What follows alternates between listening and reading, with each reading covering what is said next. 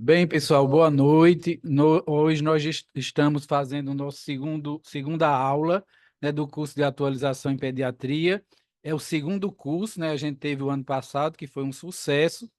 E hoje o nosso tema é extremamente interessante, né? Porque nós vamos discutir casos clínicos de infecção do trato urinário na criança. E aí nós temos aqui, né, uma equipe super top, né, conhecida de todos vocês, sempre ligada à Universidade Federal do Rio Grande do Norte, né? Então a gente tem hoje a doutora Ana Carina da Costa Dantas. Ela é professora do Departamento de Pediatria da UFRN. Ela é mestre em pediatria pela Irmandade da Santa Casa de Misericórdia de São Paulo. Fez residência médica em pediatria e nefrologia pela Santa Casa de Misericórdia de São Paulo. E aí também, né, doutora Luísa Maria de Carvalho Jales, é médica pela UFRN, residência médica em pediatria pela UFRN e fez especialização em nefrologia pediátrica pela Santa Casa de Misericórdia de São Paulo. E doutora Mônica Ferreira Lopes, também médica graduada pela UFRN, residência médica em pediatria e nefrologia pediátrica pelo UFRN e estágio de 1 ano na Santa Casa de Misericórdia de São Paulo. Tenho certeza, né, que hoje nós vamos aproveitar bastante, vamos aprender aqui com esses experts, né, em nefrologia e espero que todos tenham um bom evento, uma boa aula. E lembrando que nós temos um chat para tirar as dúvidas, tá certo? Então, a qualquer momento, vocês podem escrever no chat e, ao término, né, de cada apresentação, a gente pode ir falando respondendo as questões de vocês. Muito obrigado pela presença, pela audiência e vamos começar as nossas atividades de hoje. Pode começar?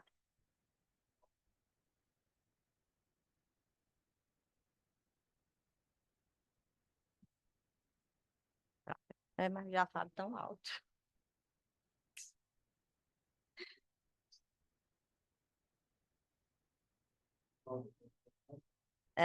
Boa noite. Foi pedido para a gente apresentar uns casos de infecção do trato urinário e, nesses casos, a gente tirar as dúvidas, aqueles casos que a gente tanto diagnostica de mais como de menos, né? A infecção do trato urinário é de uma importância grande, porque ela é a terceira infecção da infância, né? Ao lado do trato respiratório e das diarreias, e porque pode levar a doenças crônicas, tais como hipertensão arterial, como insuficiência renal crônica. Pode passar. E aí eu fiz dois casozinhos, né? Vai para a gente poder discutir um pouco sobre infecção urinária. Então, o caso 1 é o seguinte: uma mãe grávida que vem ao consultório com ultrassom obstétrico, mostrando hidronefrose à esquerda. Após o nascimento, foi realizado outro ultrassom que deu normal.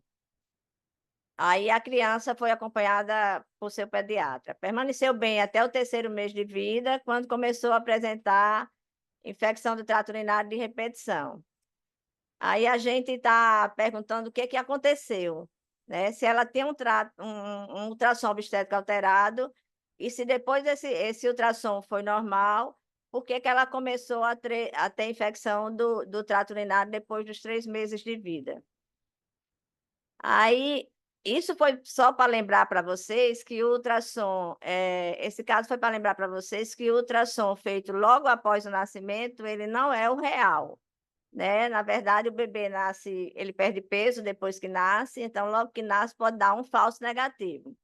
Então, você tem que, após o nascimento, fazer um ultrassom com 1 semana e repeti-lo com 1 mês de idade, para poder você liberar essa criança e achar que aquele ultrassom obstétrico não estava correto. E aí só foi feito o primeiro, foi normal, foi liberada a criança e, posteriormente, ela começou a apresentar a infecção do trato urinário. E aí esse foi o primeiro caso. Pode passar o outro. O outro era LAS, de 5 anos, que veio ao consultório com história de infecção do trato urinário de repetição, sempre acompanhada de febre, né? A febre é um fator de prognóstico, né? Porque está mais associada à pielonefrite do que à cistite. E aí foi feita a investigação. Toda criança com infecção do trato urinário, a gente investiga, porque 50% dela está associada à malformação do trato urinário, que pode, no futuro, levar à insuficiência renal. Então, toda infecção do trato urinário é investigada na infância. Os exames que se pedem dependem do quadro, né? Nessa criança foi feito, inclusive, porque ela tinha várias infecções urinárias e tinha sempre acompanhada de febre, foi feita uma investigação completa. Foi feito um ultrassom, que foi normal, foi feita uma uretrocistografia que não mostrou refluxo vesicolateral, e foi feito um DMSA, que também não mostrou cicatriz. Aí a gente perguntou, e agora? Por que que essa criança tem infecção do trato urinário de repetição? E aí a gente vai discutir um pouco com esse segundo caso, porque no primeiro a gente já viu que realmente é para você investigar, depois de uma semana, repetir o ultrassom e com um mês repetir novamente outro ultrassom para poder dizer que essa criança não tem nenhuma malformação do trato urinário. Pode passar o próximo. Esse aí achei interessante porque veio corroborar o que a gente viu agora no Congresso recentemente, que foi um banho de disfunções das eliminações, né? Não teve aquela coisa de refluxo, das malformação, de válvula de uretra. O que mais se falou nesse recurso foi essa síndrome das disfunções, de disfunções das eliminações, que é o SDE e BBD em inglês, né, que eles falam. Que está sempre, né, são vários tipos de disfunções, e o que acontece é que, às vezes, a criança tem infecção do trato urinário de repetição, tem o trato urinário normal, e quando você vai investigar essa parte das eliminações, você vê que elas têm alterações, né, tanto da parte da urina, como da parte da constipação intestinal, né? A maioria das vezes estão associadas as duas alterações, e isso leva, inclusive, a refluxo, a hipertensão, a insuficiência renal. Então, foi muito falado agora. Nessas disfunções, você tem praticamente sintomas de hiperatividade do detrusor, que são aquelas crianças que urinam a cada instante, sempre estão, tem muita urgência miccional, instante a instante vai no banheiro, né? Tem uma micção frequente, e constantemente está associada à constipação intestinal. Sempre que você for tratar, sempre que você viu uma criança com infecção do trato urinário, você for investigar, você tem que perguntar pela constipação intestinal, porque está muito associado ao quadro de infecção do trato urinário. Pode passar. E aí, essas alterações que você tem das disfunções, pode ser bexiga hiperativa. Teve um curso só de síndrome de disfunções lá no Congresso. A bexiga hiperativa, que é essa que você tem urgência miccional e uma urge-incontinência, você não consegue chegar lá, você já urina, você não consegue chegar no banheiro, você já urina. Você tem também uma bexiga hipoativa, que a causa geralmente é desconhecida, que ocorre mais em crianças de 3 a 5 anos, tem um componente emocional bem importante e tem um padrão interrompido com grande resíduo pós-miccional. Então, a bexiga não tem atividade normal, e aí a criança vai, faz um pouquinho, e aí fica guardando, guardando, e no final existe um resíduo bem grande que leva à infecção de urina, por conta dessa história de adiar a micção, né? Elas têm vontade e não vão, aí fica adiando, adiando, vão geralmente poucas vezes no banheiro. E a disfunção miccional, que leva a uma atividade, a vontade de urinar com contração da uretra. Então, a bexiga se contrai e dá vontade de urinar, e a uretra é o contrário, se contrai, ocorre uma contração que não impede, ao contrário, que impede que você elimine de forma correta toda a diurese.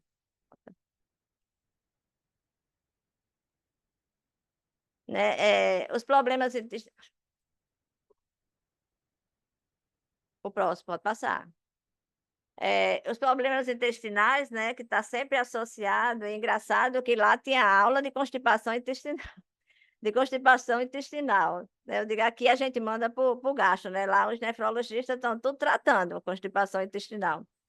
E a encoprese, que estão geralmente associada a essas disfunções das eliminações. E aí, eu quis trazer esses 2 casos, né, as meninas vão complementar com outras coisas diferentes, porque eu achei interessante, foi o que eu vi muito no congresso e quis passar essas novidades para vocês. Muito obrigada. Tem alguma pergunta? Ou a gente deixa para o final? Se tiver, eu quero só abrir aqui. Oi, oi. Oi, Mônica, foi maravilhoso, né? Uma coisa bem atualizada, né? Eu acredito que a grande maioria do nosso público não tinha todas essas informações que você trouxe, né? Inclusive, eu achei super interessante porque, como neonatologista, a gente tem uma ânsia imensa em pedir ultrassom bem perto do nascimento, né? E você já tinha orientado várias vezes, né, que não era o adequado, né? E a gente sabe, então, que esse ultrassom feito nos primeiros dias de vida, nem é para pedir, né? Então, É. o primeiro seria com Uma semana. uma semana, com 7 dias de vida, né? Então, vamos, né, nos atentar a isso e evitar um exame que não vai trazer nenhum benefício para o bebê, né? Então, achei super interessante. E essa outra parte aí da parte de disfunção também, para mim, é um assunto muito novo, mas eu achei muito interessante, né? Esses casos que a gente não detecta nenhuma normalidade estrutural e acaba a criança tendo e a gente não, né, às vezes não pensava muito nesses distúrbios funcionais e, né, como a ciência evolui, a gente agora tem outros diagnósticos para realizar na criança com infecção do trato urinário. Então, vocês se preparem aí, pensem nas perguntas, que ao final a doutora Mônica pode responder novamente, tá certo? Obrigado. Agora eu falo. Doutora Ana Karina, pode abrir o vídeo.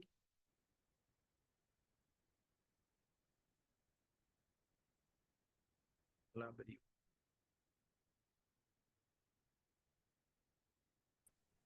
O áudio estava fechado, né? Então, tá ótimo agora. Pronto. Ela agora? Eu acho que eu sou a terceira, doutor Reginaldo. Acho que agora é a doutora Luísa, né?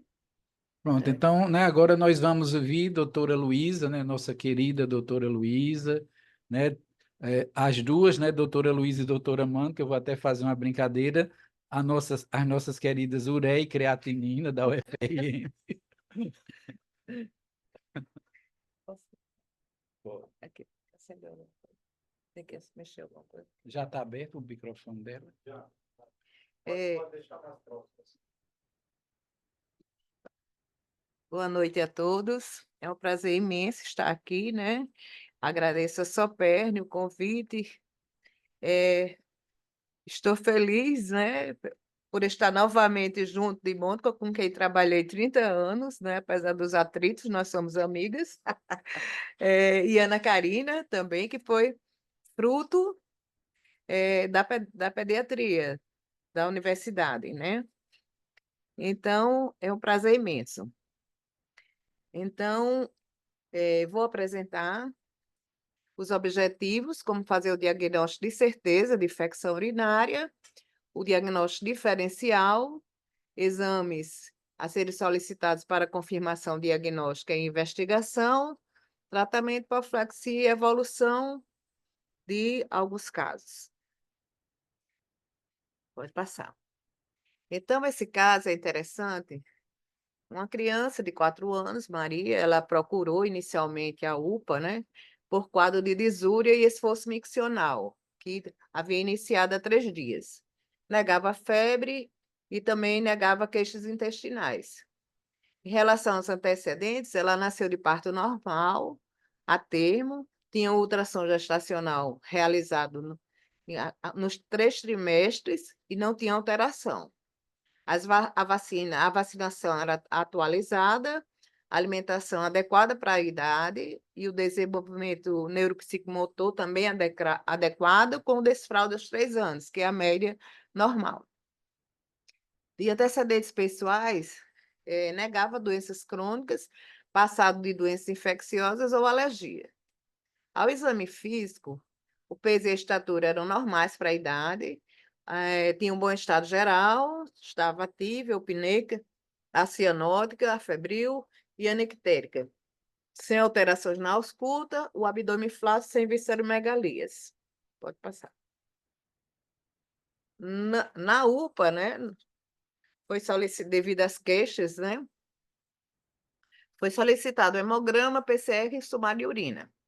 O hemograma e o PCR foram normais, mas o sumário de urina mostrou hemácias, 3, 15 leucócitos e nitrito negativo. Na ocasião, né, que diagnóstico fazer? Então, foi solicitado uma urocultura com antibiograma, e após a coleta foi orientado ao tratamento empírico com cefalexina. E foi referenciado para o segmento ambulatorial com o pediatra geral. Então, resumindo, foi dado o diagnóstico de infecção urinária, solicitada a cultura e, após a coleta, começar o antibiótico. 2 dias após essa coleta da urocultura, que foi para o jato médio, foi iniciado o início da cefaloxina, né, que você estava usando já há 2 dias. A criança conseguiu consulta com o pediatra geral no ambulatório, achei até rápido, porém a genitora relatava a persistência dos sintomas da disúria e do esforço miccional. Pode passar.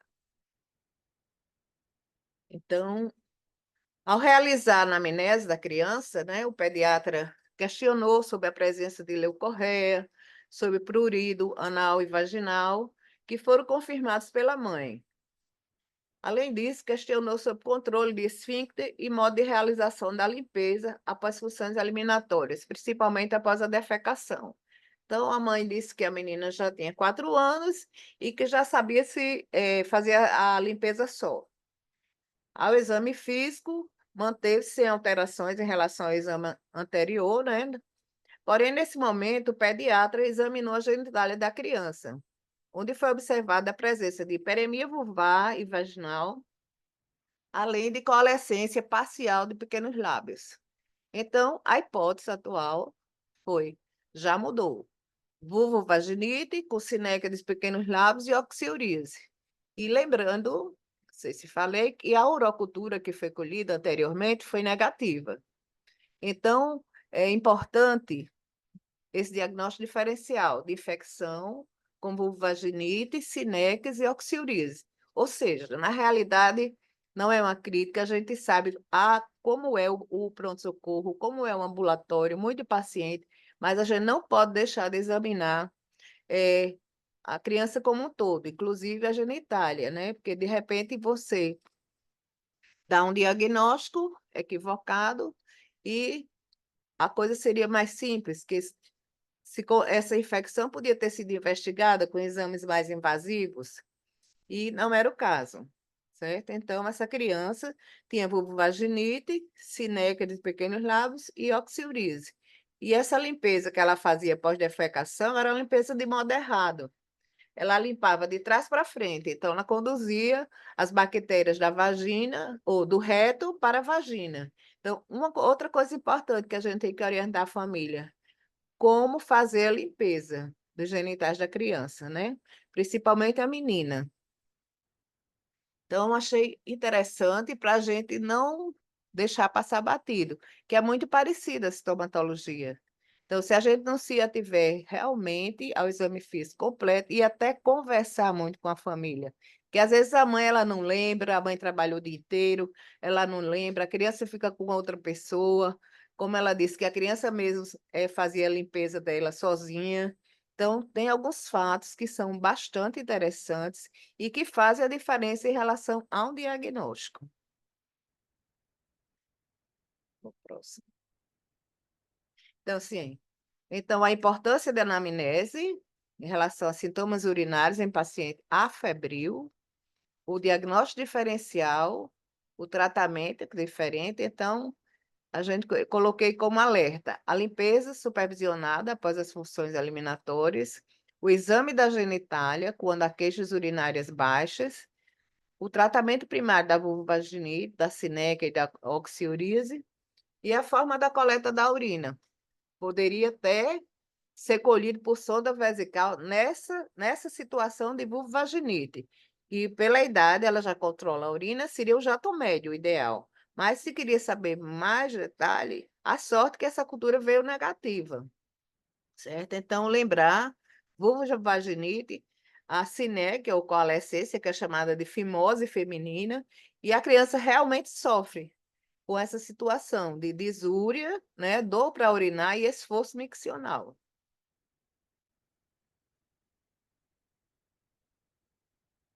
Então, vamos ver o segundo caso. João, com 7 anos, ele foi levado ao pronto-socorro por queixa de uma urina escura e diminuição do volume da urina a 24 horas. Negava trauma, negava febre e negava também alterações miccionais, como esforço e disúria. Em relação aos antecedentes, ele nasceu de parto normal, a termo, o ultrassom gestacional foi normal, o peso e a estatura adequados para a idade, as vacinas atualizadas e antecedentes pessoais, patológicos. O que a mãe falava? Que há 2 semanas teve um quadro de odinofagia, teve febre, ficou sem querer comer.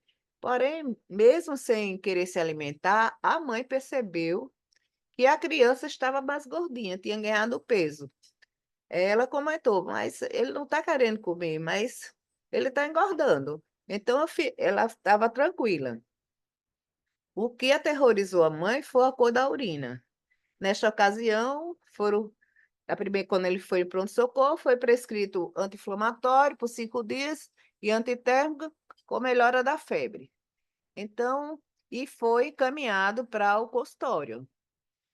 Na consulta, ele estava eupneico, corado, afebril, cardiopulmonar sem alterações, um abdômen sem megalias. Foi questionada a presença de discreto edema de membros inferiores, de face, e o que chamou a atenção foi a pressão arterial dessa criança, que era 12/8. A genitália não tinha alterações. Então, foram solicitados exames, hemograma e PCR, foi normal. E a urina, o que chamou a atenção era a cor da urina. A urina, cor de Coca-Cola. Tinha 20 leucócitos por campo e tinha proteínas presentes. Então, várias hipóteses diagnósticas poderia ser infecção urinária, GNDA, litise. Então, o alerta, a gente investigar antecedentes patológicos, passado da criança, o que é que ela teve? Estava bem, há 15 dias teve o quê? Então, essa queixa de odinofagia foi o X da questão. E também fazer os exame físico cuidadoso. Foi verificado um edema, embora bem discreto, e a pressão com um aparelho adequado. A gente sabe que o serviço de saúde dificilmente tem tensiômetro e quando tem, geralmente é só um tamanho, né? Porque a importância também de você dar um diagnóstico de hipertensão é você ter o tensiômetro de tamanho adequado, ou seja, ele deve ter 2/3 da circunferência e 1/3 do comprimento, né? Mas mesmo assim, esta criança foi verificada com o tensiômetro adequado, por sorte, e ela tinha hipertensão. Então, ela tinha edema, hipertensão e hematúria. Então, nesse caso, se encaixava e passado de antecedentes de orofaringe, há 2 semanas, né? Tem uma estreptococcia e tudo se encaixava mais no quadro de GNDA do que no quadro de infecção urinária. Por que estou trazendo isso? A gente que trabalhou muito tempo no ambulatório de nefrologia, muitas vezes esses pacientes eram encaminhados com história de infecção urinária. E eu acho que, como são coisas frequentes, a gente tem que colocar realmente como diagnóstico diferencial e priorizar esses detalhes do exame físico. A gente sabe da dificuldade do tensiômetro, sabe do número de pacientes que um profissional tem que atender no pronto-socorro, sabe do estresse da mãe, que muitas vezes já tem lido alguma coisa na internet, já vem até com diagnóstico, mas ali nós estamos para examinar corretamente, né? E fazer um diagnóstico correto para evitar problemas maiores no futuro. Passe o próximo. Então, isso aí vai ficar para depois, né? Eu agora. Depois É. ela faz a homenagem.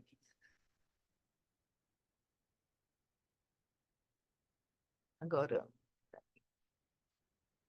Oi, e agora nós vamos ouvir, né, a professora Ana Karina, né, que também vai contribuir bastante. Foi muito interessante, né, o que Luísa trouxe, né? Eu achei importante, né, a gente prestar atenção para fazer um exame físico completo e adequado, né, dos nossos pacientes. A gente sabe da situação difícil que é no pronto-socorro e eu acho super interessante que os coordenadores das urgências de pediatria, né, falem com os gestores para conseguir os tensiômetros, né, nos tamanhos adequados, né, porque isso faz parte da investigação, né, no pronto-socorro, de uma queixa que a criança tenha, né? Eu até lembrei de uma época que eu fiz pronto-socorro em São Paulo, que onde eu trabalhava não tinha, mas eu tinha os meus tensiômetros com os tamanhos normais. E eu gostava de ver a pressão arterial, e muitas vezes a família perguntava, mas por que você está vendo a pressão disso? Porque faz parte da investigação, né? É interessante você ter uma avaliação completa do paciente.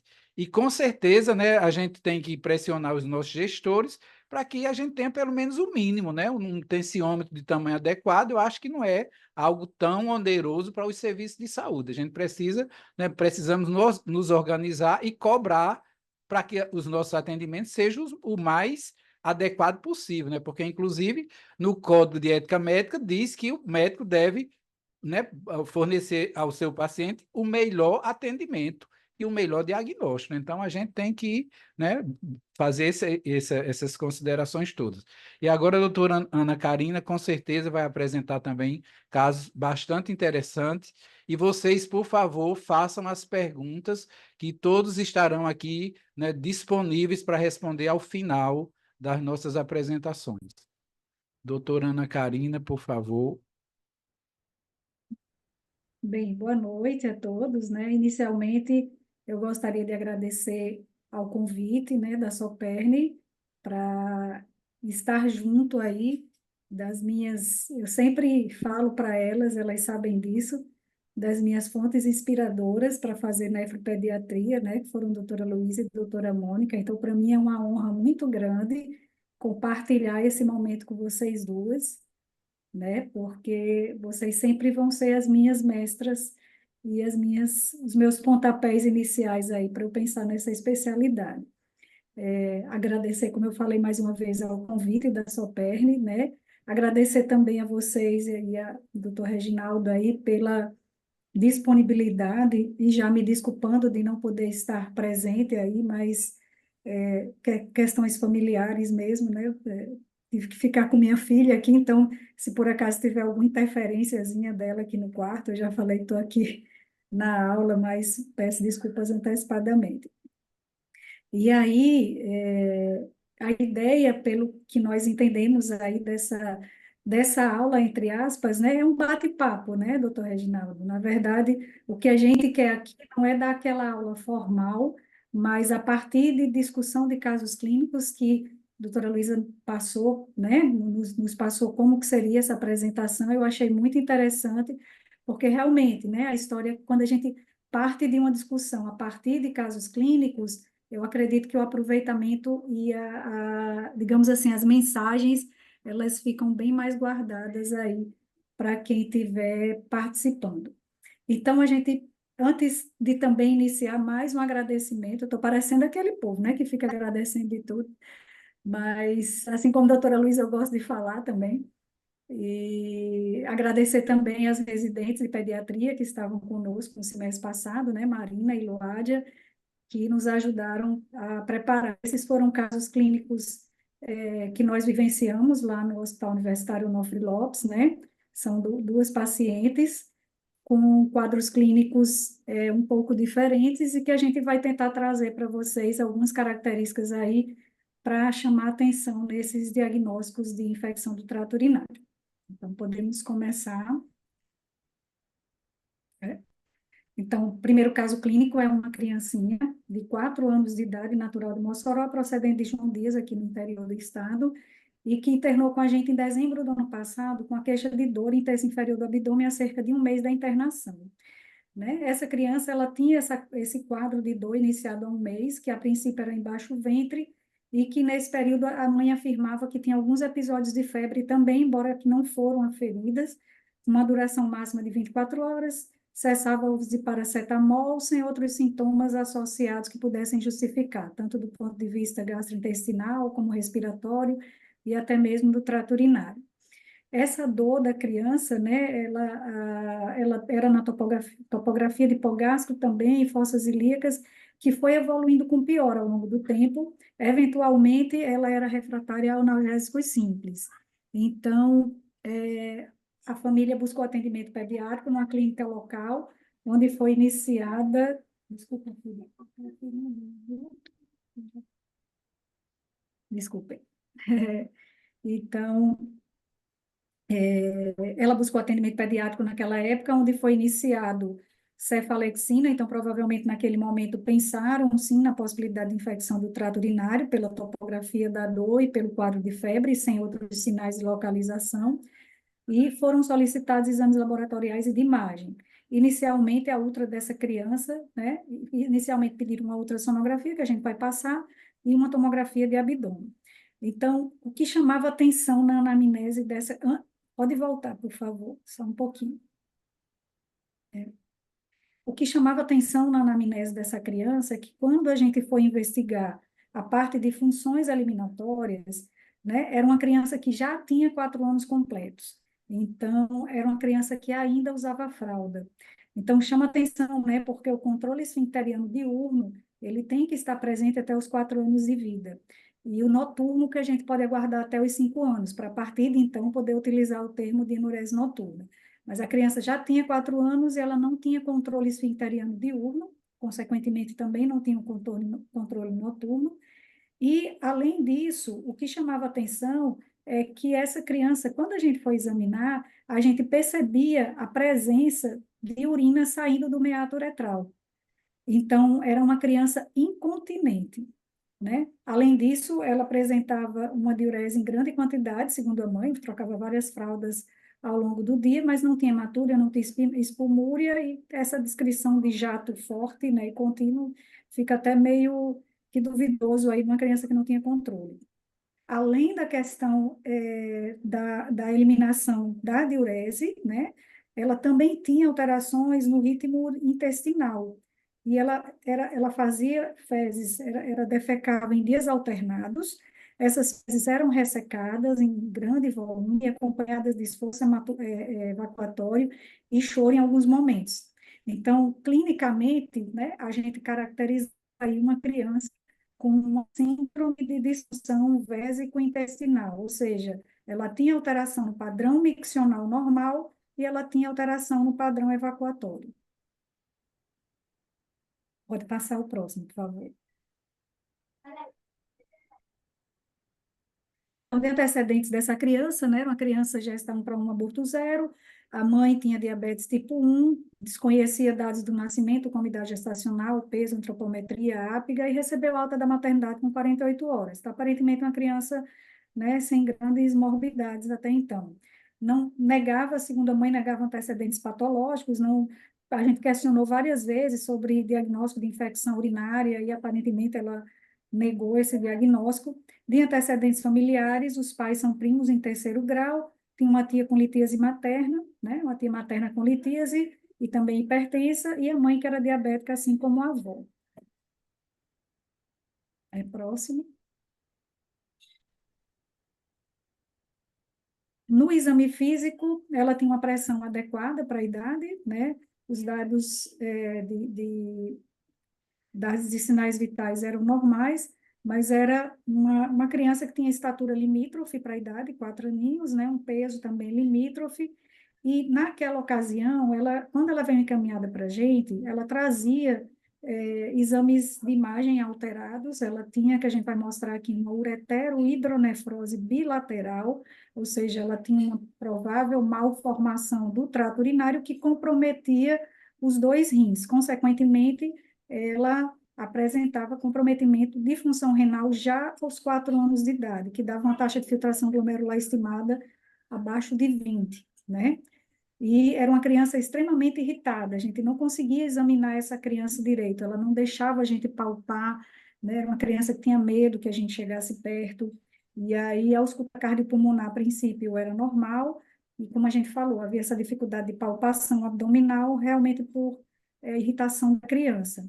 E que chamou a atenção, né? Quando a gente percebeu essa alteração de função eliminatória, a primeira coisa que a gente se preocupou foi em olhar o dorso dessa criança. Será que ela já é uma criança com 4 anos que não tem controle? Será que ela tinha algum estigma de bexiga neurogênica? Então, a gente foi procurar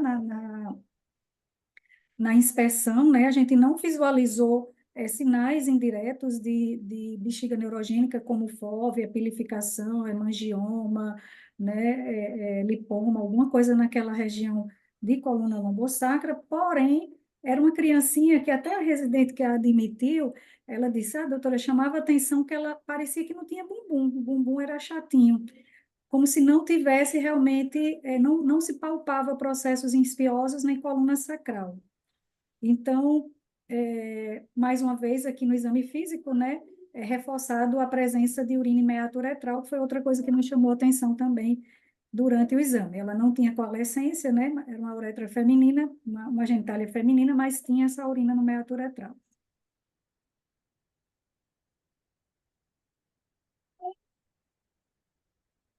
E aí, né, passando agora para a parte de exames laboratoriais aí de imagem, era uma criança que tinha uma ultra já mostrando essa ureterohidronefrose acentuada, bilateral, né? Produzindo já comprometimento dos rins bilateralmente. Esse afilamento importante do parênquima renal é algo que nos remete à perda de função, né? Notando-se estreitamento da porção distal do ureter direito, isso aqui poderia falar a favor de algum processo estenótico, né?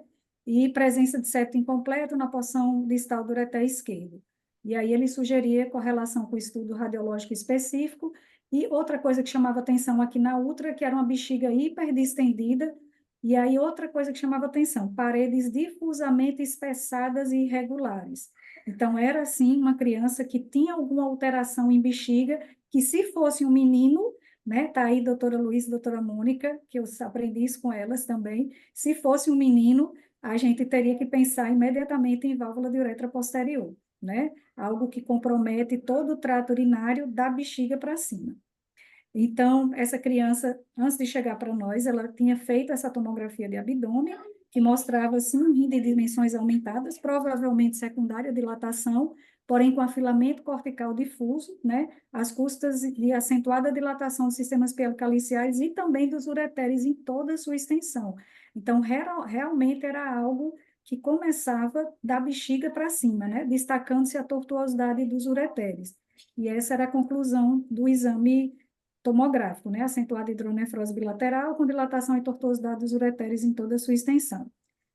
Antes desses exames, a gente prestou atenção que essa criança já tinha provavelmente essa queixa de dor abdominal anterior e que havia em 2002, esses exames são do ano passado, né, de 2023, você vê que a ultra é de janeiro, aí, em agosto, ela foi fazer a tomografia, aquela questão da dificuldade dos exames. A mãe disse que quando fez a ultra, o médico tinha pedido a tomo, ela esperou até agosto, coitada, para fazer essa tomografia, né? Ficou 7 meses. E aí, que já era um rim crônico de qualquer forma, mas mesmo assim, né, foi piorando, foi tempo de piora de função. E ela já tinha uma ultra anterior de 2022, que aí, como a gente sabe que a ultra é um exame muito operador dependente, os rins eram dilatados, e essa dilatação de pelve, cálice renal, muitas vezes confunde o examinador da ultrassonografia, dando a impressão de cisto, quando na verdade é uma dilatação pielocalicial, né? Então, e por serem rins grandes, isso deve ter confundido realmente o ultrassonografista que fez o exame na época, colocando um possível diagnóstico de rins policísticos.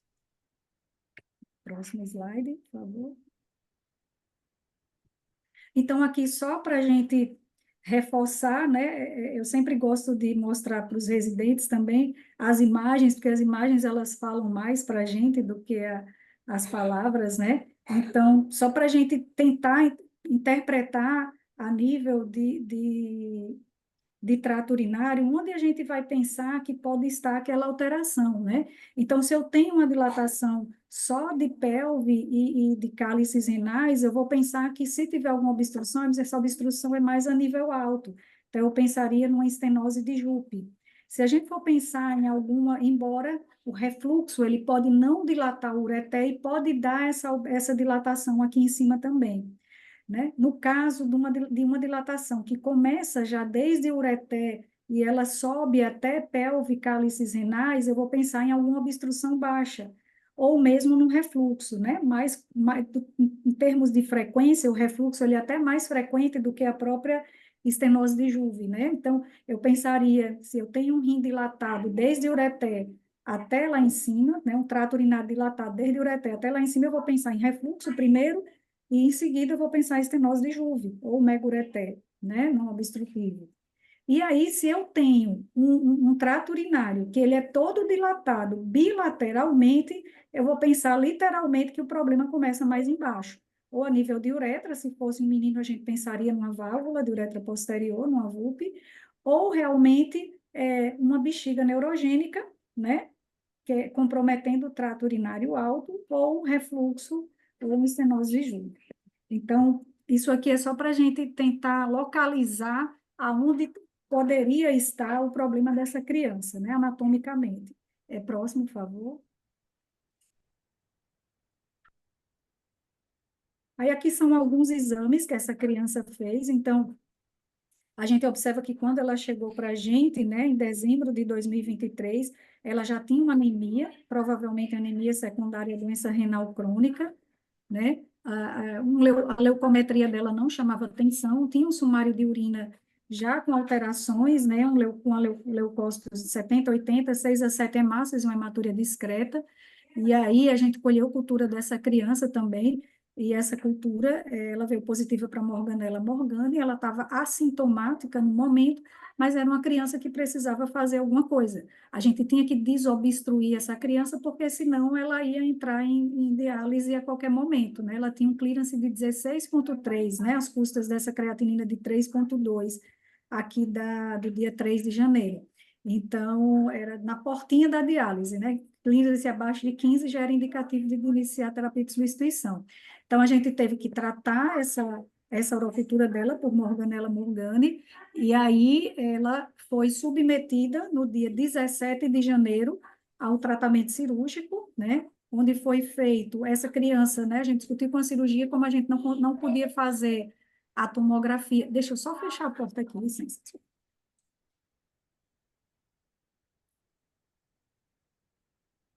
Desculpem.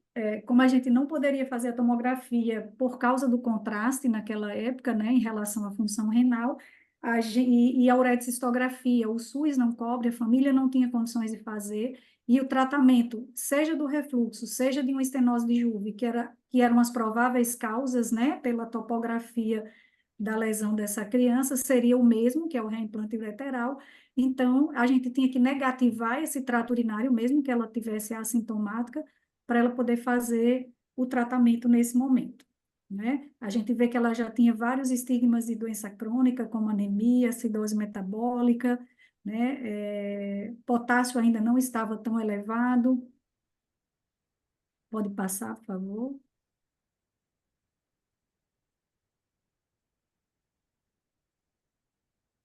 E aí, como foi que essa criança evoluiu, né? Então, em janeiro de 2024, ela internou final de dezembro. Em janeiro de 2024, no início, ela foi abordada pela cirurgia pediátrica, realizou essa cirurgia, que é o reimplante ureteral bilateral, e como ela tinha um ureter muito dilatado, foi feita uma plástica desse ureter, né? Que é essa ureteroplastia bilateral, foi colocado um duplo J. E aí, como era uma criança que não conseguia esvaziar adequadamente essa bexiga, ela tinha um resíduo pós-miccional elevado, foi orientado, já que ela aparentemente não tinha sensibilidade, a gente passava a sonda nela para colher exame, ela não tinha sensibilidade, foi iniciado também, orientado a iniciar o cateterismo intermitente a cada 4 horas para esvaziar essa bexiga adequadamente, além de medidas para melhoria do quadro intestinal, da constipação. E aí ela conseguiu fazer, né, pensando numa possibilidade de uma bexiga neurogênica pela disfunção que ela tinha, tanto urinária como intestinal, A gente havia solicitado desde o início a ressonância de abdômen e pelve, né?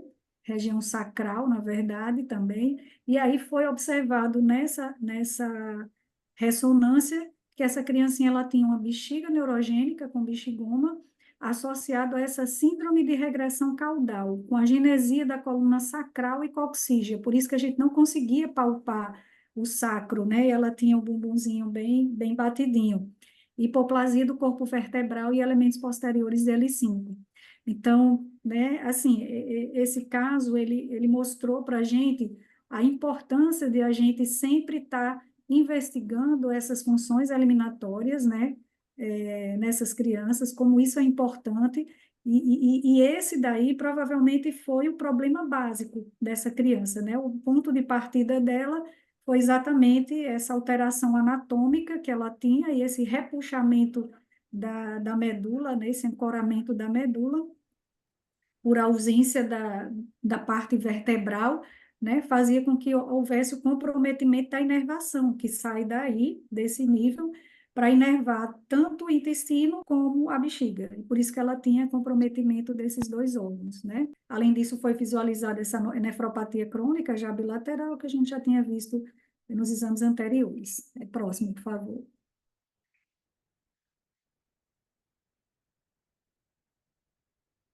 Então, depois ela colocou o duplo J na hora da cirurgia, depois foi retirado, né? Ela recebeu alta para casa, então, com cateterismo, só que pouco tempo depois ela apresentou um quadro de febre, e aí ela precisou, uma febre sem foco, quando ela precisou ser internada na urgência do Valfredo Gugel, né? Porque ela apresentou um quadro de uremia, e aí, provavelmente, esse quadro foi relacionado a um novo episódio de infecção do trato urinário, onde ela precisou iniciar a terapia de substituição, né? Iniciou o tratamento com hemodiálise, do qual ela segue até então, né? Então, é uma criança que, infelizmente, teve uma evolução ruim, né? Insatisfatória, por causa de um problema que foi percebido tardiamente e que era um problema grave, na verdade, né?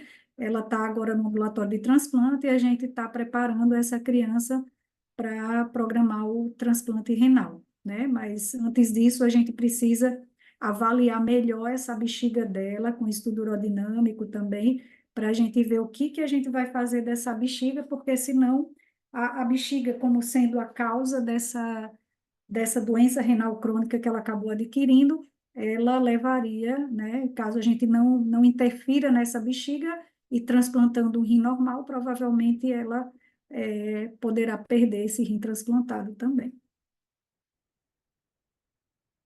Pode passar, por favor. Está terminando, eu falo mais, né? Então, a gente vê que depois do procedimento cirúrgico, né, com reimplante ureteral, houve uma melhora na dilatação que essa paciente tinha, né? Ela tinha hidronefrose acentuada e agora ela tem hidronefrose grau 1 a 2, bilateralmente, né?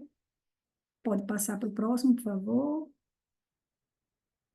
E aí o que a gente queria realmente discutir com esse caso clínico, né, é reforçar o conhecimento de todos aí acerca do período de aquisição do controle esfinteriano, diurno e noturno, como a gente falou, uma criança que chega com 4 anos no ambulatório, né, e que não tem controle urinário durante o dia ainda, essa criança tem que ser investigada, isso não é normal, né? A importância do exame físico detalhado, como a doutora Luísa já comentou no caso clínico dela, de examinar dorso, examinar a genitália, né? Essa criança foi essencial o exame do dorso, o exame da genitália, para a gente perceber a alteração que ela tinha na coluna, né? E perceber também esse detalhe da urina pingando. Eu lembro quando eu fui examinar, me chamou muita atenção. Ela está sempre molhadinha. E eu perguntei para a mãe, ela sempre molha a fralda, ela está sempre assim molhando, ela não fica seca? E aí a mãe confirmou que realmente não ficava sequinha. A importância da gente identificar os sinais das disfunções vésico-intestinais, né, nas crianças, então a constipação, muito importante avaliar, né, a escala de Bristol nessas crianças, a dificuldade, o esforço evacuatório, a associação com malformações do trato urinário, toda criança com quadro grave, né, que chega para a gente com passado de infecção do trato urinário ou não, e que tem dilatação, sempre pensar nessa infecção, nas malformações, e o risco de que isso possa evoluir para uma doença renal crônica, né? Próximo. E aqui só lembrando a vocês, assim, né, como a gente poderia pesquisar. Como é que a gente pesquisa, né? Que eu sempre falo para os residentes também, o ritmo intestinal, todo mundo pergunta, né? Ah, como que é a evacuação? É diário? Não é? Consistência das fezes? Faz esforço? Não faz? Mas o sintoma urinário raramente é questionado, né? Pela pediatria geral. Então, isso a gente tem como questionar. A gente tem até uma fichinha de primeira vez que a gente elaborou lá para o ambulatório, onde a gente tem um questionário sobre o ritmo urinário. E a gente pergunta sobre a frequência miccional, né? Lembrando que o normal é de 3 a 8 vezes ao dia. Nem sempre é fácil a gente perguntar para essa família quantas vezes a criança, né? Se for perguntar para mim direto, eu não vou me lembrar quantas vezes eu vou no banheiro ao dia fazer xixi. Mas se de repente a gente pergunta, os horários mais importantes são aqueles horários ao acordar e antes de dormir. Então a gente sempre tem esse questionamento, né? Que são os horários de maior tempo de estase urinária. Então, se a criança urina ao acordar e antes de dormir, e aí a gente fraciona por turnos. Quantas vezes mais a criança urina pela manhã, quantas vezes urina à tarde, quantas vezes urina à noite, e aí com isso a gente faz uma média de frequência. Em torno de 3 a 8 vezes ao dia seria considerado como uma frequência normal. E além da frequência, a gente vai perguntar se a criança tem urgência miccional, ou seja, se quando ela tem vontade de ir no banheiro, ela tem que sair logo, correndo, né? Ela não consegue controlar muito tempo.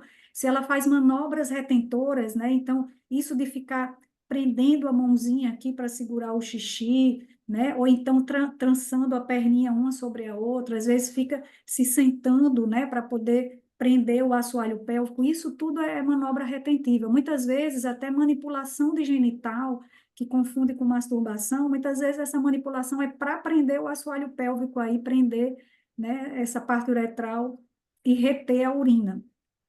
Isso a gente pode até verificar também no exame físico, quando a gente percebe a presença de incontinência diurna, né, que também faz parte dessas disfunções, e aí a gente pode observar eritema vulvar, né, crianças com vulvaginite de repetição, isso muitas vezes são sintomas de calcinha molhada, né, e aí isso acaba podendo ser falsamente interpretado, como a doutora Luísa colocou naquele primeiro caso clínico, como infecção urinária.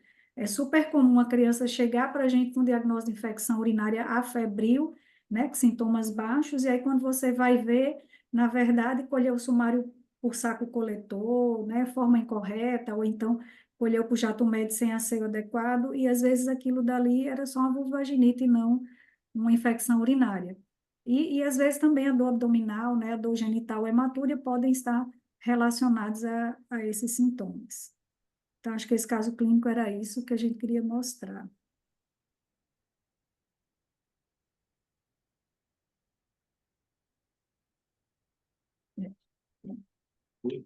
Ana, foi ótimo, né, a explicação. E eu achei muito interessante porque todos vocês trouxeram algo muito importante, a importância do exame físico detalhado, né, dos nossos pacientes, né? A gente viu aí que essa criança, desse seu caso clínico, ela perdeu várias oportunidades, inclusive de fazer o diagnóstico ao nascimento na sala de parto pelo exame completo da coluna vertebral, né?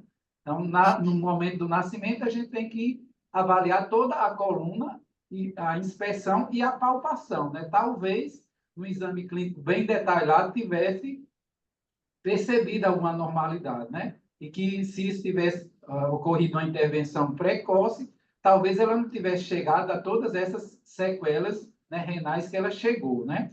Aí também a gente coloca aqui em discussão no segmento dessa criança durante os primeiros anos de vida, né? A gente sabe que no Sistema Único de Saúde, essa criança é do Sistema Único de Saúde, e provavelmente ela não teve a oportunidade de ter uma consulta com um pediatra em nenhum momento. Talvez a primeira consulta com o pediatra dessa criança, tenha sido com vocês já, né? Nesse caso bem adiantado, né? E por isso mesmo, né, a Sociedade Brasileira de Pediatria quer, né, estar aí numa campanha grande para colocar novamente o pediatra na atenção básica, né? Uma vez, a gente sabe que o médico da saúde da família tem várias qualificações e várias competências para atender as questões, né, da população, mais prevalente da população onde ele está inserido. Mas, nesses casos, né, uma consulta com um pediatra provavelmente teria impedido todo esse desenvolvimento, esse desastre que aconteceu com o rim dessa criança. Então, né, lembrando, né, o médico que estuda para atender a criança é o pediatra, e a gente quer que as nossas crianças, tanto do Sistema Único de Saúde quanto da saúde suplementar, tenham direito à melhor medicina, e que a gente acredita que para a criança a melhor medicina e o melhor médico é o pediatra, né? Então, faltou aí várias coisas, faltou, né, um diagnóstico na hora do nascimento, ela nasceu com pediatra, sem pediatra, como é que foi o segmento dessa criança nos primeiros anos de vida? Foram aplicados os marcos do desenvolvimento, né?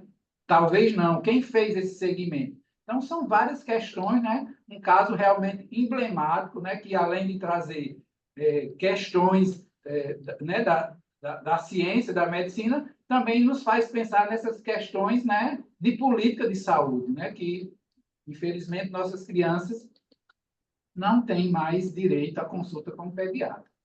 E, né, é lastimável, né, que isso aconteça, e a Sociedade Brasileira de Pediatria e todas as filiadas estamos em campanha para ver se nós conseguimos colocar novamente o pediatra na atenção básica.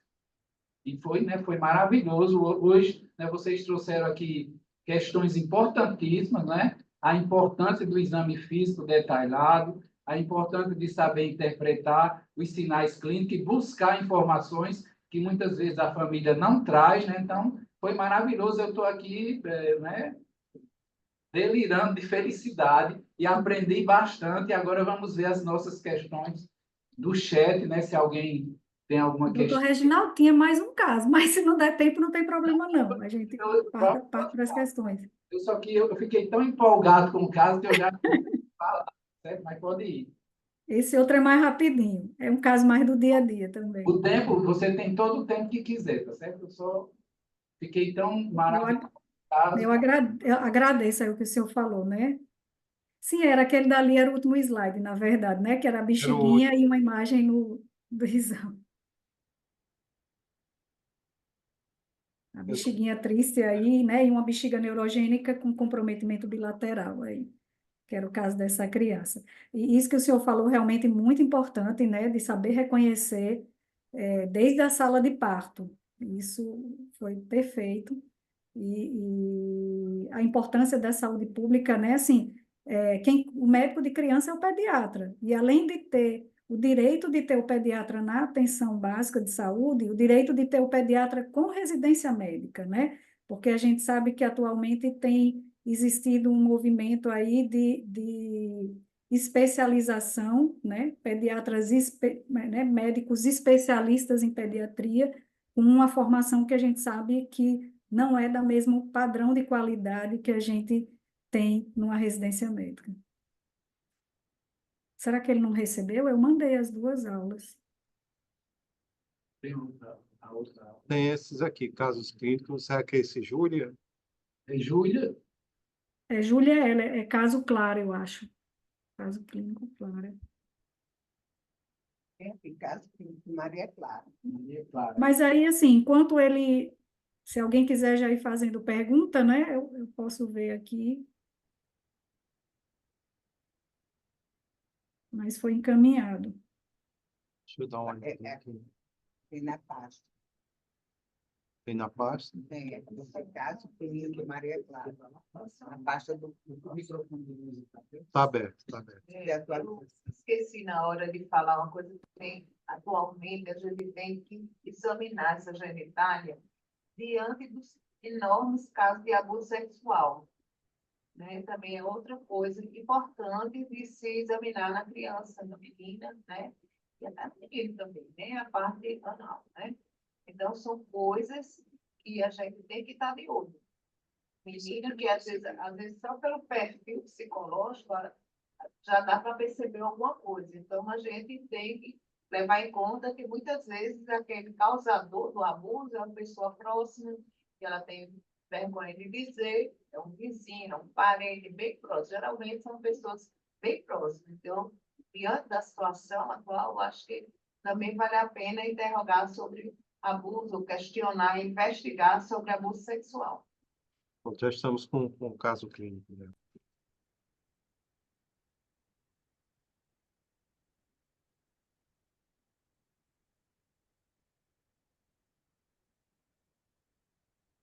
Ah, tá. É porque eu estava procurando aqui no meu e-mail, desculpa. Então, esse daqui eu vou tentar ser mais objetiva. É uma criança de 1 ano e 2 meses que internou com a gente no início do ano passado, com história de infecções urinárias de repetição, mas que, na verdade, é uma criança que desde o primeiro mês de vida buscava o pronto-socorro, lá em Mossoró, por quadros febris sem focos. E esses quadros febris sem focos eram diagnosticados como amidalite e tratados com antibiótico terapia, né? Naqueles momentos eram colhidos hemogramas PCRs que vinham alterados, e aí, em função disso, era feito o tratamento com antibiótico, pensando-se em amidalite em crianças nessa idade. Até que aos 9 meses o pai ficou meio cismado com esse diagnóstico, não aceitando muito, e aí pediu para que fosse colhido exame de urina, que realmente veio alterado, né? E foi quando foi feito o primeiro diagnóstico de infecção do trato urinário, e em seguida foi realizada uma ultrassonografia de vias urinárias que veio normal. Nesse período, essa criança precisou ser internada para tratamento de infecção urinária com antibiótico injetável, porque era uma urocultura onde já tinha resistência a antibióticos orais, né, era sensível só a antibióticos parenterais. E aí, nesse momento, foi observado no hospital que a criança apresentava uma sinéquia de pequenos lábios, a doutora Luísa já comentou, né, isso acaba sendo, às vezes, um fator de risco para infecção urinária também, e foi realizada a abertura dessa sinéquia, né? Porém, depois desse internamento, essa criança ainda continua apresentando quadros, em nenhum momento ela foi submetida a profilaxia, desde então, e aí ela foi internada no UOL, né? Ela tinha tido um quadro recente, e aí ela apresentou um novo quadro febril, e ela vinha, nesse novo quadro febril, foi colhida uma cultura no local onde ela estava, em Mossoró, e veio para nós, né? Veio internar conosco, em uso de antibiótico terapia, estava usando amoxiclavulanato nesse momento. Estava em estado geral bom, né? Mas mantinha quadro de febre ainda. Os exames de admissão dela mostravam um hemograma normal, sem alterações, porém tinha um PCR de 160 e o sumário de urina mostrava leucócitos, né? Esterase leucocitária, o nitrito era negativo, tinha 2 hemácias, ou seja, não tinha hematúria, mas tinha grumos leucocitários. E a urocultura colhida conosco na admissão era uma urocultura negativa, lembrando que essa criança já estava em uso, né, de antibiótico naquele momento. Nós colhemos também a parte de função renal, ela tem um ureia de 24, uma creatina de 0,6, que para essa idade é uma creatinina alterada, né? Essa criança, ela, né, tinha 1 ano e 4 meses, então 1 ano e 2 meses, então ela urinava em fralda, cerca de 5 trocas, várias trocas durante o dia, 5 trocas noturnas, e a parte evacuatória dela era sem alterações. Pode passar. De antecedentes do nascimento, assim, nada digno de nota, tranquilo, a imunização dela estava atualizada. De antecedentes patológicos, tinha tido 3 internações, né? Até então, quadros para tratamento de infecções urinárias, a última havia sido, a última internação, na verdade, foi na sequência do quadro, foi 2023, mas isso aqui foi antes. De antecedentes familiares, né? Tinha um tio com litíase, um primo da mãe transplantado por doença renal crônica de etiologia desconhecida, hipertensão e diabetes na família. Próximo. No exame físico, também a parte de antropometria, peso dela estava todo adequado, o exame físico não tinha alterações, né? O dorso dela não tinha alterações, a genitália era feminina típica, não tinha sinéquia, não tinha hiperemia, não tinha perda urinária incontinente, né? Ela era uma criança continente, pele não tinha alterações, e ela realizou novamente uma ultrassonografia, né? Que mostrava uma assimetria renal, mas, assim, sem dilatação, e não mostrava alteração de córtex, textura preservada, né? Sugerindo uma função normal. Próximo. Então, assim, diante de uma criança que chegou para a gente com esse histórico de infecções urinárias e repetição, em uso de antibiótico terapia, mas com estado geral bom, porém com PCR super elevado quando ela chegou, né? Era uma lactente do sexo feminino, então aqui um aninho já começa a ser mais prevalente mesmo do que no masculino, né? Com passagens de quadro febris e essa história de amigdalites desde o primeiro ano, desde o primeiro mês de vida. Então, isso, né? Eu lembro que a doutora Luiz e a doutora Mônica já falavam para mim também, na época que eu era estudante, né? Amidalite, criança de 1 ano não tem amidalite bacteriana, né? É muito raro a gente encontrar isso. E aí, muitas vezes, essas crianças elas são tratadas como amidalites e, na verdade, por serem febres sem focos, são diagnosticadas como amidalite, mas muitas vezes eram infecções urinárias, que não foram diagnosticadas corretamente, né? Era uma criança, como eu falei, que estava com o estado geral bom, o hemograma normal, mas tinha um PCR elevado, a nossa cultura era negativa, ela tinha uma ultra normal, 2 ultras normais, na verdade ela tinha 3 ultras normais, a do nosso serviço foi a terceira, e aí a gente ficou, poxa, será que esse quadro agora, esse PCR elevado, é realmente infecção urinária que ela está tendo? Ou ela tem algum outro quadro aí que a gente vai ter que investigar alguma outra causa como motivo dessa febre. E aí, numa situação dessa, isso aqui eu estou colocando como extremo, tá certo, gente? Não é o que a gente faz de rotina, mas numa situação dessa, de cultura negativa, né?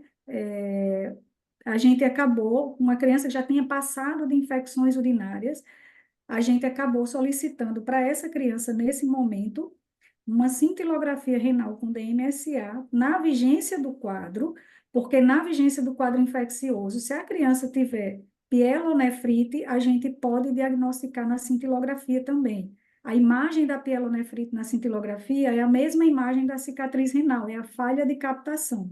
Então, quando a gente pediu a cintilografia dessa criança, pode passar, por favor? Na vigência do quadro infeccioso, então a gente vê, essa cintilografia não é a dela, tá?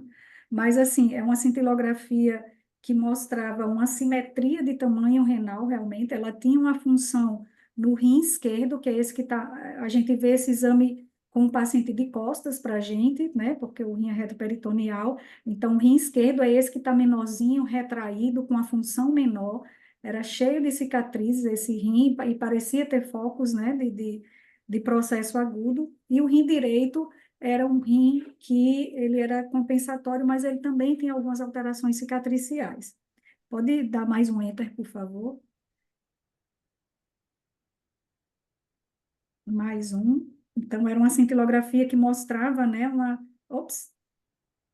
uma função relativa de 27% nesse rim esquerdo e compensatório de 73% no outro rim. Então, era uma cintilografia que realmente mostrava que essa paciente tinha alguma coisa.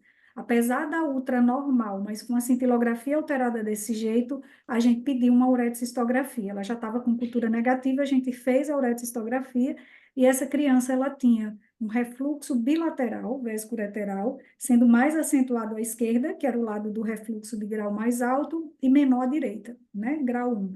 Então, aqui só para mostrar para vocês mais ou menos a classificação do refluxo, né? Para a gente ver como que se classifica, né? O grau 1 é aquele que só pega o ureter, mas não dilata. O 2 pega o ureter, chega à pelve, mas também não dilata. O 3 começa a dilatar um pouquinho. O 4 já dilata mais e começa a ter uma tortuosidade. E o 5 é aquele megadólico ureter que ele dobra-se sobre si mesmo e já começa a ter um comprometimento maior de função. Então, essa criança ela tem um refluxo de alto grau, né? 4 e 5 são considerados refluxos de alto grau, e com essa presença, pode passar o próximo, por favor, dessa malformação associada a infecções urinárias de repetição. Próximo. E uma perda de função, né? Então, a gente vê aqui a linha do tempo dela. Primeira internação, foram 3 internações, né? Por infecções urinárias, tendo iniciado com 1 mês, o primeiro quadro. A primeira ultra só mostrava essa assimetria de tamanho, que dependendo da diferença de tamanho, até 1 centímetro, isso não é considerado como específico de nada, mas aí trazia essa cintilografia com alteração de função, né, e cicatrizes bilaterais, e uma uretrocisto que mostrava um refluxo vésico-ureteral importante, né, principalmente à esquerda. Aí o próximo, por favor. Então, essa criança, ela ficou, a partir desse momento, com quimioprofilaxia, né? Mas mesmo assim, ela ainda apresentou um novo quadro de infecção urinária febril por E. coli, e aí ela foi internada para tratar essa E. coli, e aí já havia sido programado o tratamento desse refluxo, né? Foi feito no serviço privado, e onde ela fez a cirurgia do reimplante ureteral, né? Aqui a gente observa que o ureter, ele deve se inserir na mucosa da bexiga de uma forma mais profunda, e quando ele está mais superficial, ele tem uma predisposição maior ao refluxo. Por isso que a gente, dependendo do grau, espera, se não tivesse comprometimento de função, né, a gente poderia esperar uma involução até espontânea, mas numa situação dessa não tem dúvidas de que a criança precisava realmente ser abordada cirurgicamente, né? E aí ela fez a cirurgia de correção, pode passar o próximo, do refluxo. Só que aí, após e aí, então, aqui está o período que foi feito, né? Ela teve essa internação que a gente falou anteriormente, da infecção por proteus, e aí fez a cirurgia do reimplante em outubro, a última infecção, né? Fez a uretrocista em agosto de 2022, e aí fez o reimplante em outubro de 2022, que foi o primeiro procedimento cirúrgico que ela fez. E pode passar o próximo, por favor. Ela vinha evoluindo bem, né? A gente manteve a profilaxia ainda durante uns 3 meses depois da cirurgia, e aí depois ela permaneceu bem, a gente suspendeu a profilaxia, só que essa criança, no ano passado, final do ano passado, né, a partir de setembro, ela começou a apresentar novos episódios de infecção do trato urinário, né? E agora infecção urinária, inclusive por proteus, por agentes não E. coli. Né? Chama atenção aqui esse pH de 9, né? pH alcalino fala a favor de infecção por proteus. Então, o que aconteceu com essa menina? Ela tinha feito a cirurgia de correção e aí, de repente, voltou a apresentar infecção do trato urinário. Aí pode passar o próximo, por favor. E aí, né, depois da cirurgia, que havia sido em outubro de 2022, o que ela teve de diferente nesse período, né? Ela lembra que ela tinha 1 aninho e pouco quando ela fez a cirurgia, né? Essa criancinha foi crescendo, né? 2 aninhos, e ela começou a adquirir controle esfincteriano. Então, nesse momento de aquisição do controle esfincteriano, ela começou a evoluir com um padrão bem retentor, né? Aquela criança retentora que a gente mostrou no slide do caso clínico anterior. Então, um comportamento retentivo, só que aqui não por alteração, digamos assim, medular, né, neurológica, mas provavelmente comportamental mesmo. E aí, com essa recorrência das infecções do trato urinário, ela repetiu a cintilografia no ano passado, ela tinha de 2022, com cicatriz, né? E aí ela repetiu em 2023, depois dessas novas infecções urinárias, que manteve o padrão de perda de função aí no rim esquerdo, até piorou um pouquinho, era 27%, agora 23%, né? E repetiu a uretrocistografia, que mostrou uma recorrência desse refluxo. Então, ela voltou a apresentar um refluxo grau 4 à esquerda, e aí do lado direito, que era um refluxo grau 1, agora um refluxo grau 3. Então, né, ela passou recentemente com a gente, tem 10 dias mais ou menos, a gente conversou junto com o pessoal da cirurgia, e aí, o que a gente vai fazer agora? Uma nova abordagem cirúrgica. Vamos tratar essa criança do ponto de vista disfuncional, encaminhar para uma fisioterapia urinária para ver se trabalha esse padrão retentivo, trabalhar esse assoalho pélvico para ver se melhora isso daí antes de fazer essa cirurgia. Então, é isso que a gente vai estar, é um ponto para discussão aí também, junto com a equipe da cirurgia que a gente está programando, né? Então, pode passar. O próximo. Pode passar o próximo. Então, é isso, né? Assim, o que a gente queria trazer com esse caso clínico, né? É o diagnóstico correto da infecção urinária, de acordo com as faixas etárias, lembrar sempre que lactente, né? Crianças sem controles, a febre sem foco é dos sinais e sintomas que mais chama atenção, além daquele baixo ganho ponderostatural, Lembrando que sempre o padrão ouro para diagnóstico é a orocultura, e essa orocultura colhida de forma adequada, né? Naquela criança sem controle, a gente deve sempre preconizar a coleta por sonda vesical, porque a coleta por saquinho coletor tem um índice de falso positivo ainda muito elevado, né? Mais 90%. Essa história de amidalites no primeiro ano de vida, muitas vezes foram infecções urinárias que essa criança teve, foram erroneamente diagnosticadas como amidalite. Lembrar também aí aqui uma outra mensagem importante é que uma ultra normal não descarta refluxo, né? Então, isso a gente sempre fala também para os residentes, o fato de ter uma ultrassonografia normal não quer dizer que o paciente não tenha refluxo vescoureteral. Eu já vi alguns pacientes com refluxos de alto grau que tinham ultrassonografias totalmente normais. E aí a recorrência das infecções urinárias após a cirurgia dessa criança, né? Perdão, da recorrência das infecções e do refluxo. Será que foi por uma recorrência habitual pós-cirúrgica que pode acontecer? Ou será que ela tem realmente essa disfunção do trato urinário inferior interferindo nisso daí? Né? E aí, indicações de quimioprofilaxia e investigação por imagem, acho que a gente pode deixar para discutir junto aí com as minhas outras, não vou nem chamar de colegas, com as minhas outras amigas. Pronto, então era isso. Há um questionamento, doutor. Eu vi. É, é, Tem uma pergunta aqui de Jorge Elias Munoz. Ele pergunta: o segmento da ultrassonografia nas crianças prematuras com dilatação da pelvis renal, como deve ser feito? A cada quanto tempo devo solicitar uma ultrassonografia? A questão de você fazer com uma semana, ele está falando do caso de crianças prematuras, né? Que você faria com uma semana e com um mês, e aí dependendo da idade gestacional, realmente, né? Porque se você não tem ainda a idade, né, normal, adequada para a idade gestacional, você vai ter que fazer quando completar aquela idade e depois novamente, com uma semana e com um mês, repetir, né? Eu acho que é isso, os prematuros.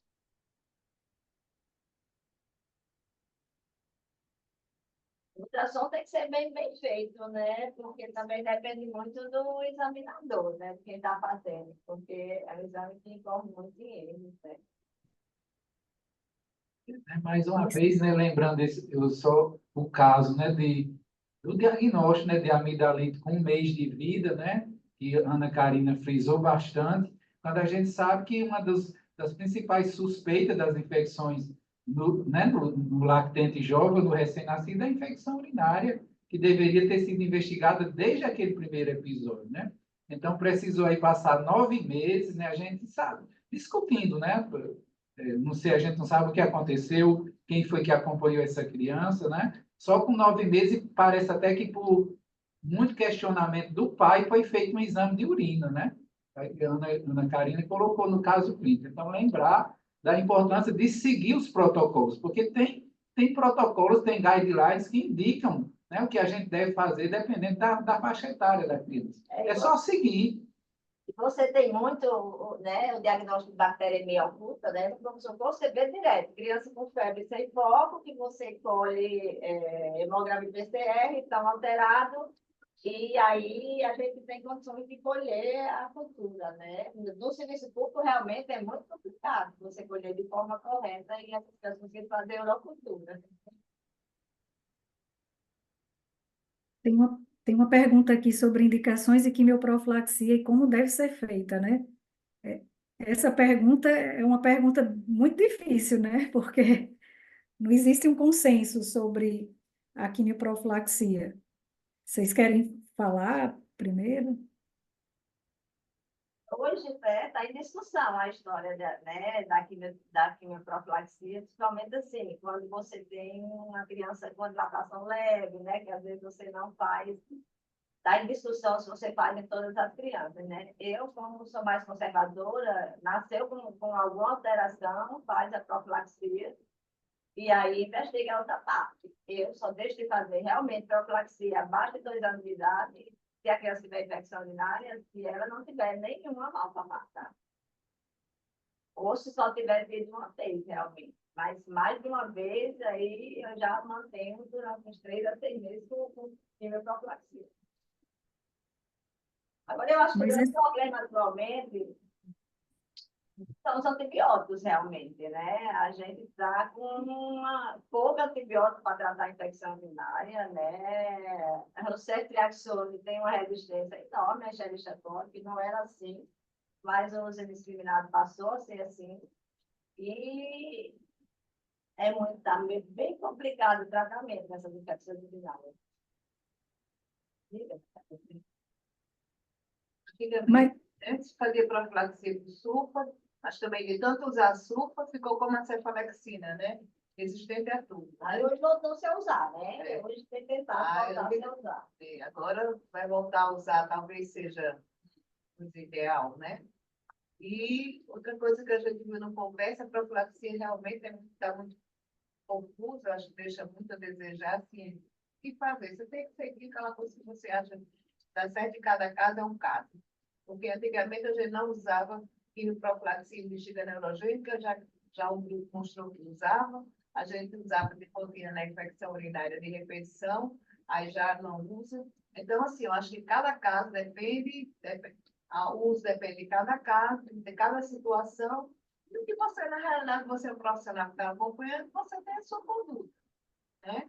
Lógico que você tem que acompanhar, né, os guidelines, tudo isso, mas, assim, você está vendo a criança naquele momento, então você é a pessoa indicada para dizer se vai fazer ou não. agora, eu não sei se a pergunta foi indicação de quimioprofilaxia e como é feita, né? Não sei se necessariamente considerando infecções urinárias de repetição, por exemplo, né? Quando uma indicação que é bem formal, na verdade, que não tem muita dúvida, é o refluxo de alto grau, né? Então, aquelas crianças com refluxo grau 4 e 5, isso é uma recomendação formal de utilização de quimioprofilaxia.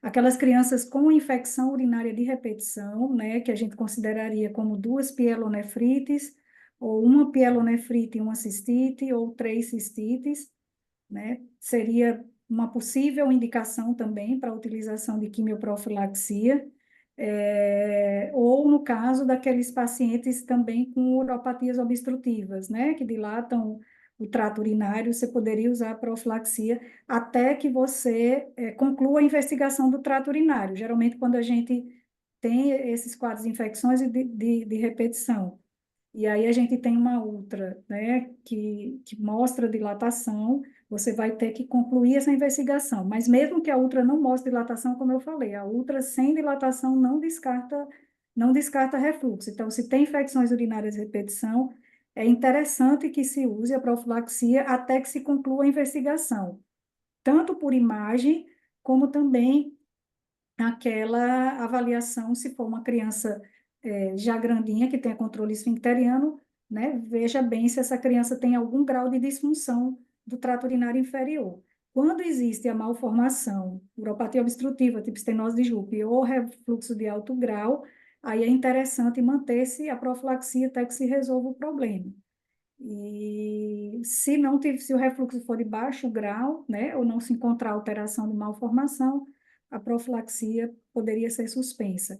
Os antibióticos, né, assim, o que a SBP tem sugerido nos últimos documentos científicos são a cefalexina para aquelas criancinhas menores, né, menores de 2 meses, e a partir de 2 a 3 meses, a nitrofurantoína e ou a sulfatrimetropin, né? Porque eles colocam como um fator, assim, para escolher a profilaxia, antibióticos que sejam de baixo custo, antibióticos que sejam palatáveis, né? Assim, um sabor mais ou menos adequado, antibióticos que tenham uma boa penetração no trato urinário, e aí a sulfa e a nitrofurantoína, elas preenchem esse requisito, e que tenham baixa penetração no trato gastrointestinal, que é de onde vêm as bactérias que causam ITU. Então, a sulfa e a nitrofurantoína também preenchem isso, né? Eles chamam de ecológico essa característica, né? De não interferir tanto no trato gastrointestinal.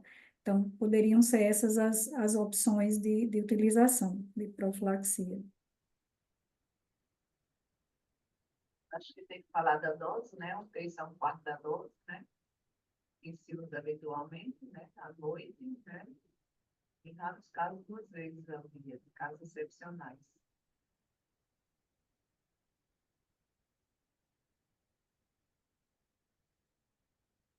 O povo está cansado, né? Não está perguntando muito, não.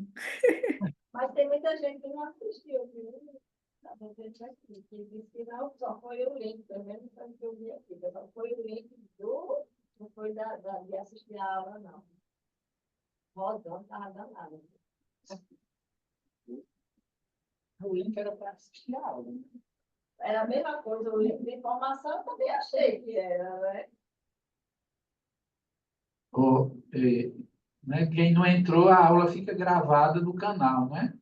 Isso, a No semana que vem canal, vai estar disponível. Próxima semana, nessa aula maravilhosa, vai estar gravada no canal do CREMERNE, do Isso, YouTube. aí eu coloco o link no grupo. E vai ser colocado o link no grupo. Então, quem não teve a oportunidade, não vai perder esse maravilhoso evento de hoje, porque eu saí daqui até pensando que eu sei tratar infecção urinária de tão maravilhosa que foram né, os casos clínicos. Mas o objetivo é isso mesmo, né? É capacitar os profissionais, os pediatras, e a gente sabe que muitas vezes as crianças não têm a oportunidade né, de ser atendido pelo pediatra, mas que pelo menos aquele médico que viu aquela criança 1 mês de vida, ao invés de dizer que ela tinha amidalite, ele pode, a partir de agora, investigar uma infecção urinária, né, nessa criança.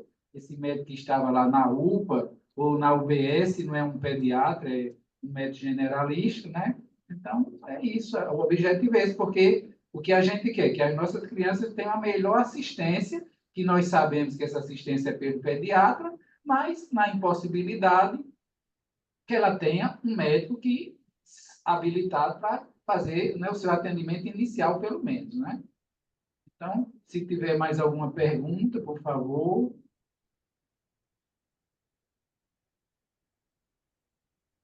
E aí, se não tem, né, a gente vai... Doutora Luísa vai Doutora projetar Luísa. aqui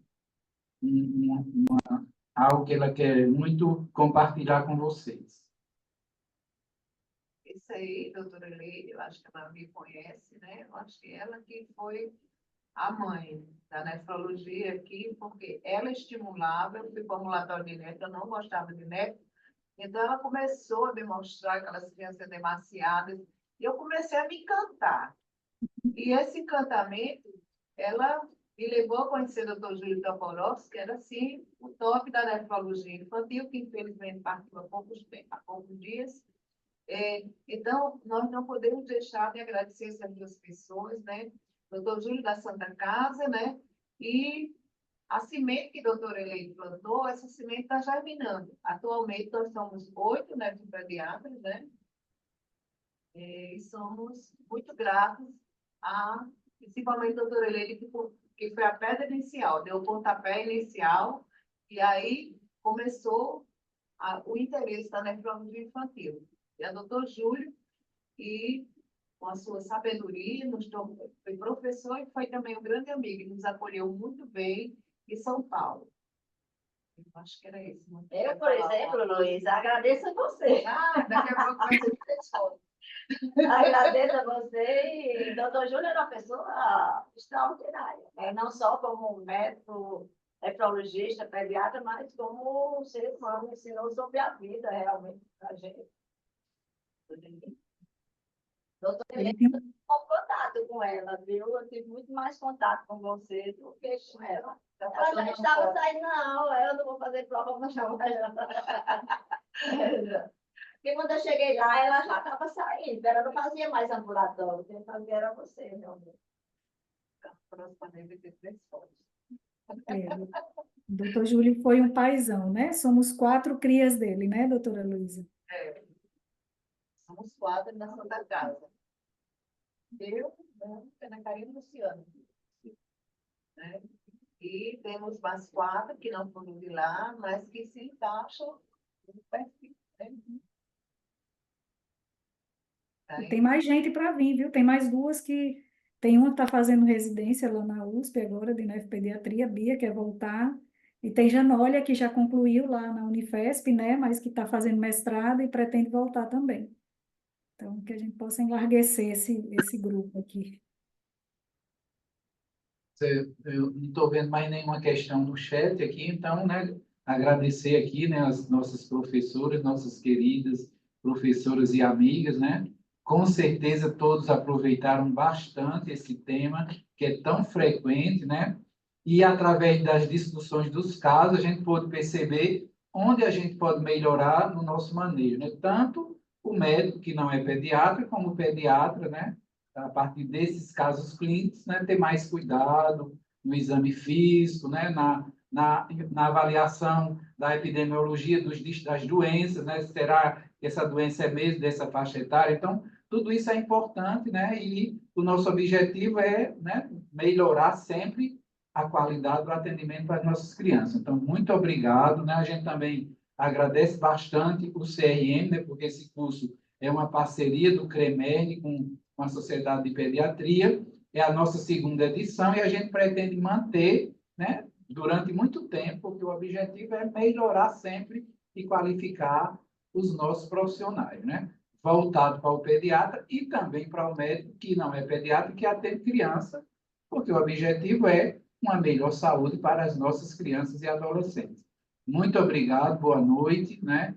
E no próximo mês vamos entrar no nosso novo tema, que eu não lembro agora, mas acompanhe o site da Sociedade de Pediatria e do CREMED, que a gente vai divulgar o nosso próximo tema, né, do nosso próximo encontro. Muito obrigado, boa noite a todos. Obrigada também. Boa noite.